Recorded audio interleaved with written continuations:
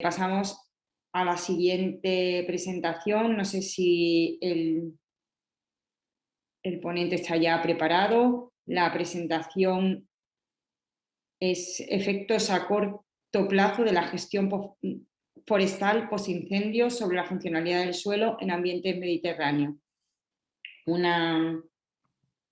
Sí, ya vemos ahí preparado a Manuel Esteban Luca de la Universidad de Castilla-La Mancha. Muy bien, la presentación ya está subida, pues cuando quieras, Manuel. Muy bien, muchas gracias. Bueno, en primer lugar quería comenzar agradeciendo a la organización todo el esfuerzo que han puesto sobre la mesa para que se realice finalmente el Congreso y que podamos compartir todos estos resultados tan interesantes. Así que muchas gracias a Jorge, a Fuen y a Vicky y a todo el personal implicado en la realización de este Congreso. Muchas gracias. Mi presentación versa sobre un aspecto muy concreto y es el efecto que tienen los trabajos de restauración post-incendio, principalmente de emergencia, que se realizan cuando ocurre un incendio forestal. Y porque existen unos protocolos muy bien establecidos en la ciencia forestal de qué es lo que debemos hacer, en qué tiempo, cuándo, dónde y cómo ocurre un incendio forestal, este tipo de perturbación, pero existe muy poca información de cuál es su efecto, ¿no? Y de la repercusión que tienen tanto en el suelo como en la vegetación las medidas de emergencia que realizamos. Entonces, el trabajo que os voy a presentar va a estar dividido en el siguiente índice: una breve introducción, consideraciones generales para mejor contextualizar la investigación sobre los incendios forestales, tipo de medidas de restauración forestal que se aplican después de incendio, tanto a nivel ladera como a nivel cauce, y luego los cambios en multifuncionalidad que se generan en el ecosistema como consecuencia, primero, de los incendios y segundo, de las medidas de restauración que se aplican. Esta investigación no trata sobre el efecto que tienen los incendios o las medidas de restauración en un parámetro o un indicador en concreto, sino que trabajamos sobre un índice de multifuncionalidad que recoge varias funciones y que trata de traducir todo el trabajo que realizamos en unos valores entre 0 y 1 muy sencillos y que sean fáciles de transmitir a los gestores y a los políticos, a la sociedad en general, para que conozcan cuál es el efecto de los trabajos que realizamos, el efecto ecológico.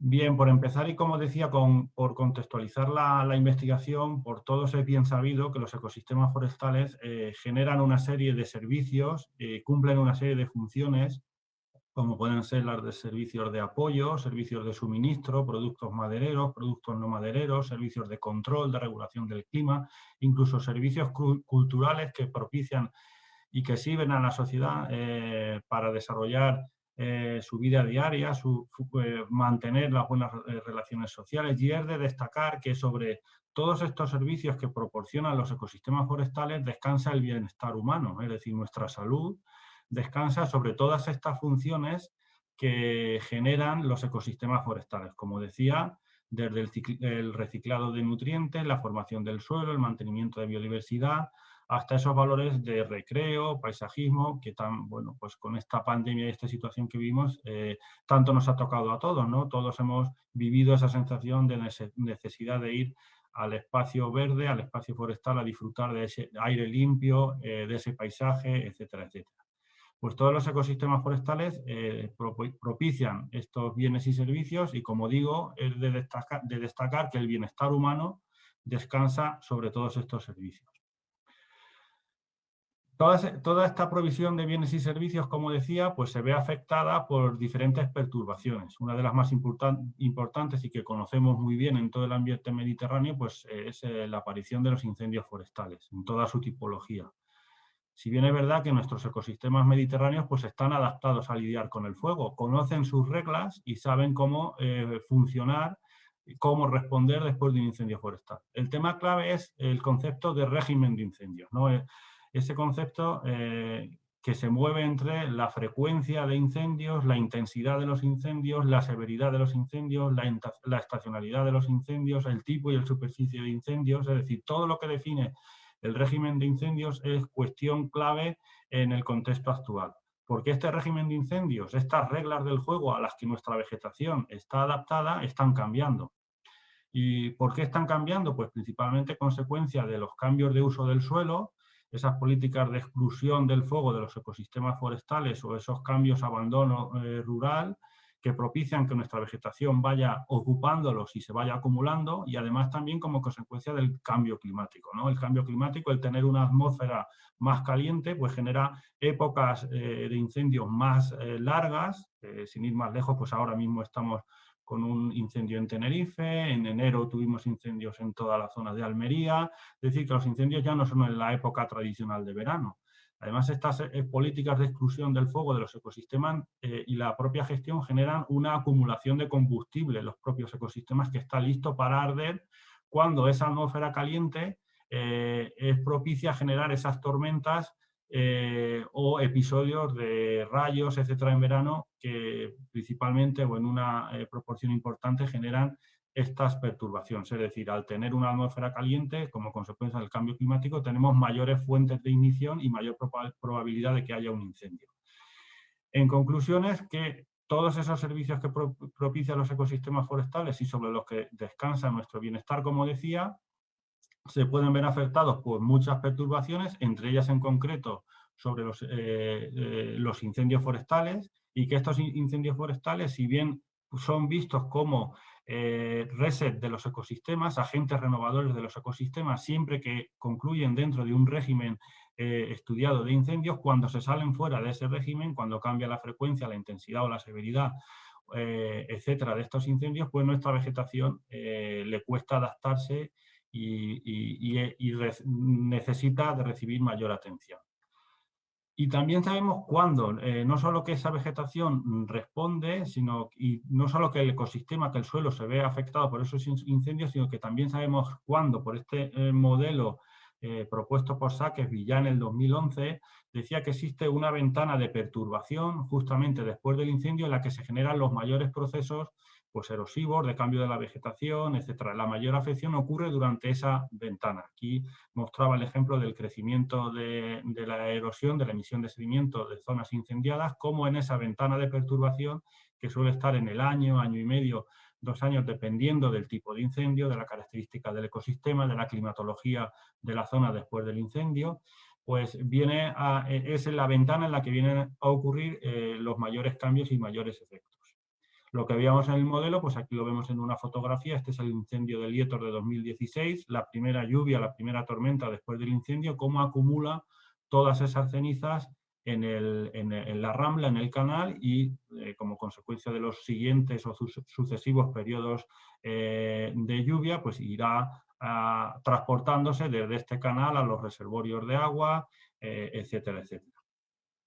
Aquí tenemos el incendio de Agramont de 2019, también justo la primera lluvia después del incendio, una acumulación, pues aquí medimos de unas 850 kilogramos de suelo en una cuenca de media hectárea que tenía estas trampas de sedimento, como dentro, justo decía el modelo de Sackesby, de esa primera ventana de perturbación, pues ocurre esa erosión y esa pérdida de suelo. Y aquí lo veíamos en fotografías. No solo es erosión, también es en función de las características del incendio que muchas propiedades del suelo, tanto físicas, químicas como biológicas, se ven afectadas. Y aquí había una revisión muy interesante de Christine Sartin y Stefan Doer, publicada en el 2016, donde iban, en función de la temperatura que se alcanzaba en esos incendios, iban discutiendo cómo diferentes componentes, ya digo, biológicos, químicos o físicos, pues se veían afectados. Y es muy interesante el conocer, en base a las características del incendio, qué parte del suelo y de la vegetación se va a ver afectada. De ahí la importancia de esta revisión. Y no solo el suelo, también, como fácilmente comprensible, la vegetación. Llega el incendio, sufre el mayor daño porque es eliminada por el fuego. Si bien es verdad que, como decía antes, dentro de ese régimen de incendios, nuestra vegetación mediterránea sabe lo que hacer, sabe responder. Y aquí tenemos un estudio publicado por João Nunes, de la Universidad de Lisboa, en Portugal, muy interesante, que decía justo esta línea negra representaría la zona incendiada dentro de una cuenca hidrográfica, cómo después del incendio, justo después del incendio, en ese año, en ese modelo, en esa ventana de perturbación que nos proponía Sackesby en relación al suelo, se generaban los mayores efectos, pero que según este estudio y relativo a la vegetación, pues también tendríamos en ese primer año y medio, el mayor efecto sobre la vegetación. Pero bien es verdad que medida esta recuperación de la vegetación después del incendio con el NDVI, con el índice NDVI, veríamos cómo vuelve a recuperarse y tendríamos los lugares o alcanzaríamos valores de NDVI similares después del incendio a las zonas que no se han incendiado. De manera que, como decía, nuestra vegetación mediterránea principalmente es capaz de adaptarse pues, por muchos mecanismos como es este del rebrote que presentan los lentiscos en el incendio de 2019 de Agramont, o también los enebros, capaces de rebrotar de cepa 2 meses después del incendio sin que haya acontecido ninguna precipitación, ninguna gota de lluvia, simplemente de las reservas que tienen las propias plantas, pues son capaces de ir respondiendo y recuperarse. No obstante, cuando los incendios salen de ese régimen definido o son de una severidad extrema, pues la ciencia forestal ha establecido una serie de medidas de restauración y de emergencia, que están, como digo, muy bien establecidas dentro de los protocolos.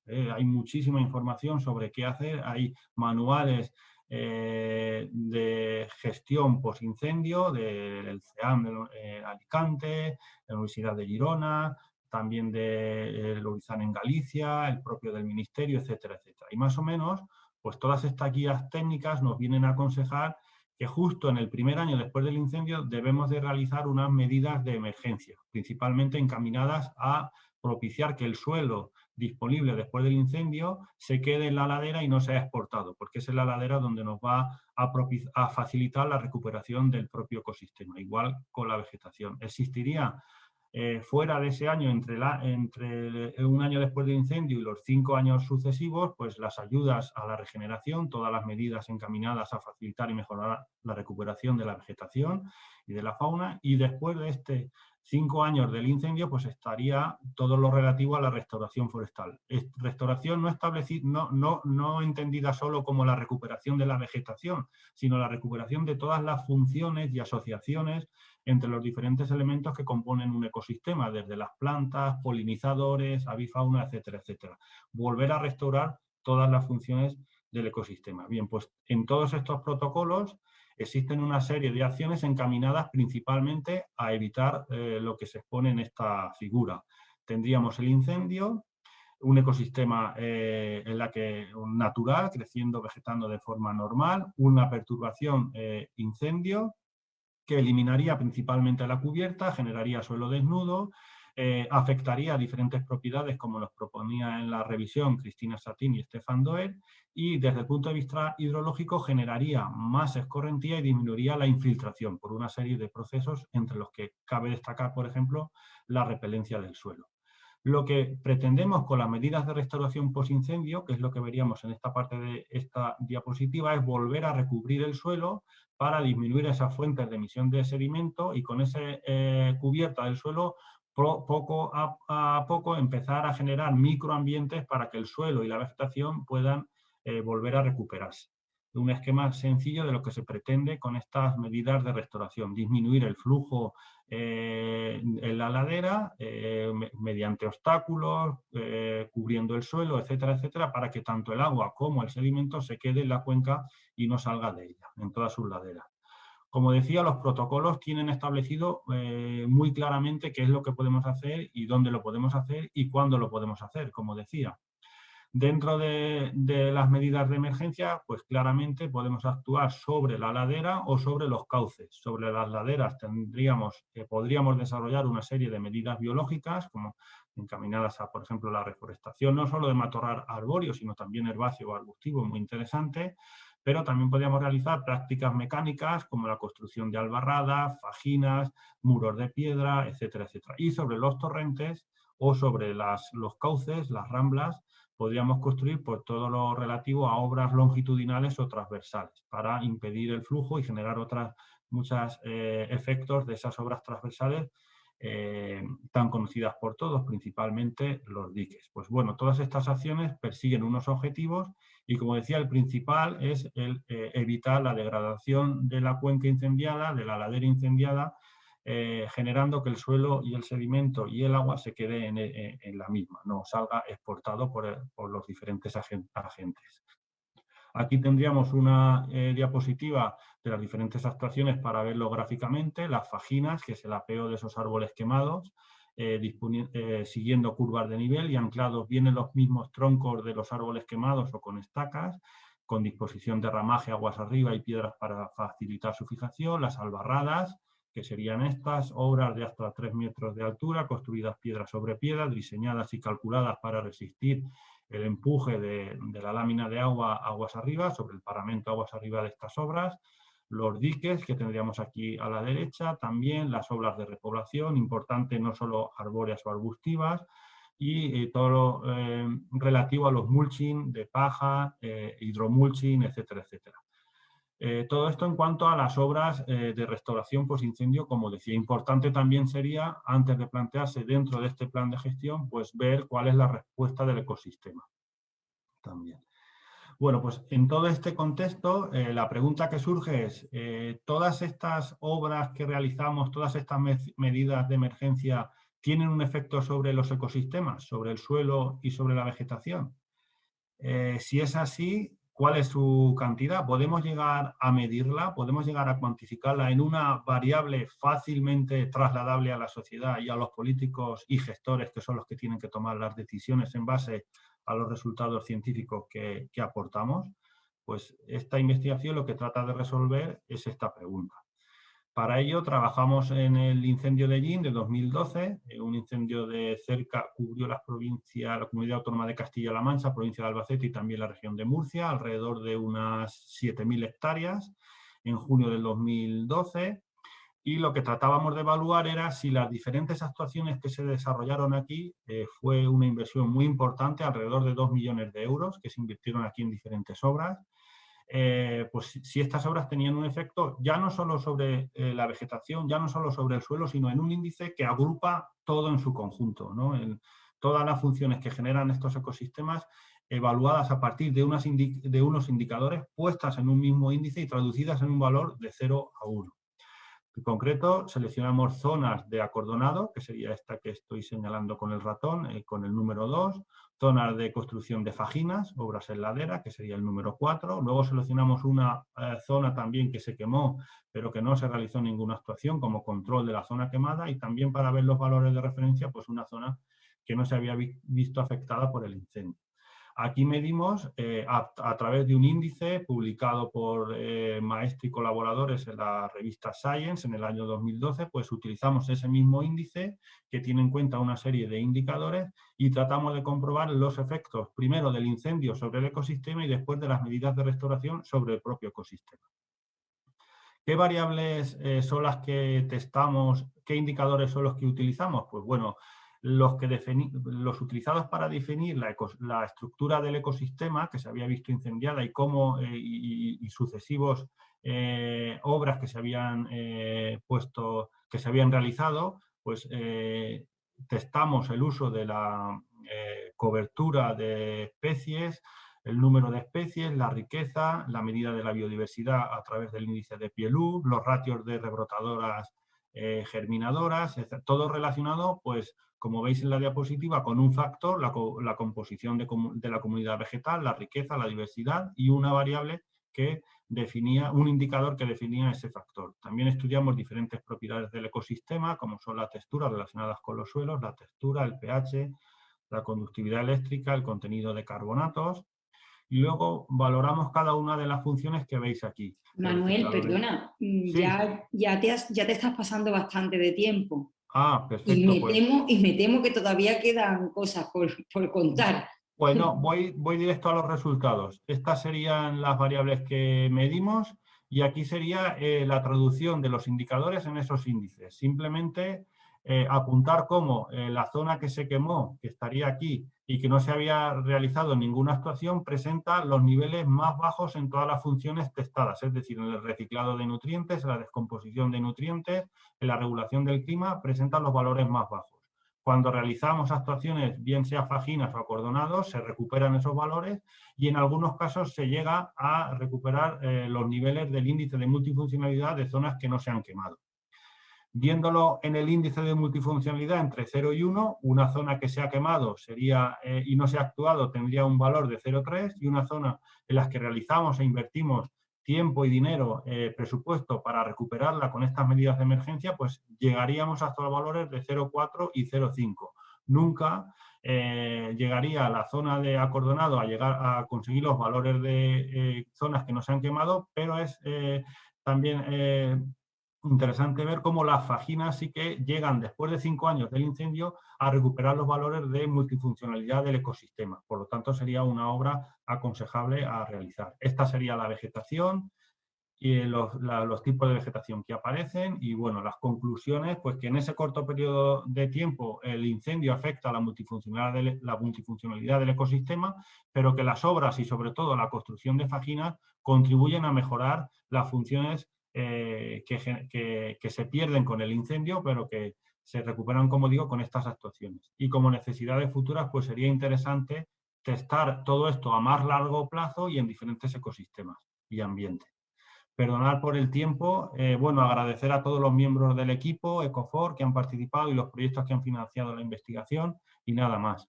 Perdonar por extenderme en el tiempo.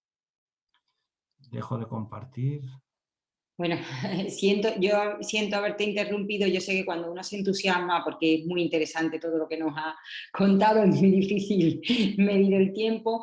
No sé que tienes algunas preguntas aquí en el chat. En concreto estoy viendo 3 de Julián, de Monse Díaz y de Minerva. Bueno, si respondes ahora rápidamente o quizás te las vas viendo, te las vas preparando y tenemos unos minutillos al final de la presentación y así pues ahora puedo dar paso a la última de las presentaciones.